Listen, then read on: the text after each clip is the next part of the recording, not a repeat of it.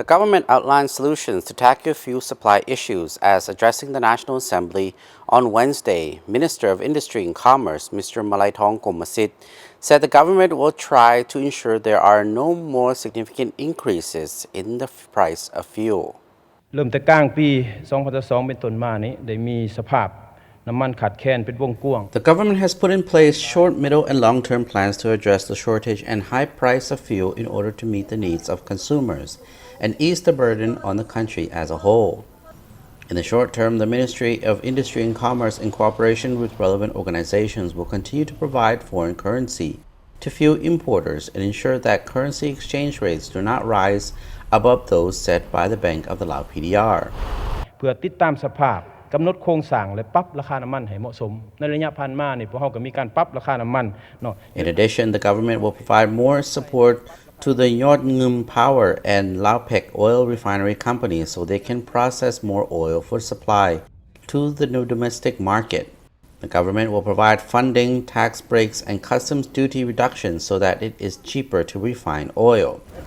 Minister of Industry and Commerce, Mr. Malaithong Komasit, said, adding that the government will also take steps to educate the public about the complexities involved in fuel prices and formulate measures to encourage reduced fuel consumption so that fuel is not wasted or used for no good purpose. In the middle term, the government will continue to work with the governments of other countries, especially oil producers, to negotiate a lower price for oil and enter into long-term partnerships to ensure sufficient fuel is available for supply to Laos. จากเวียดนามนี่ประมาณ 10% แต่ว่าในระยะผ่านมานี่ก็มีการจำกัดของการส่งออก The government will also consider arranging fuel imports through Vietnam and China and the feasibility of renting oil warehouses and will formulate regulations for a fuel fund in response to changing fuel prices and provide free services for fuel businesses. Support will be given to state fuel companies for the expansion of their operations and international integration so they can become more multifaceted and operate as national companies like those in neighboring countries.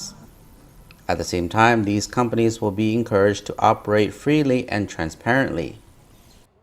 In the long term, the government will consider partnering with China in a feasibility study on the supply of fuel from Yunnan or other provinces,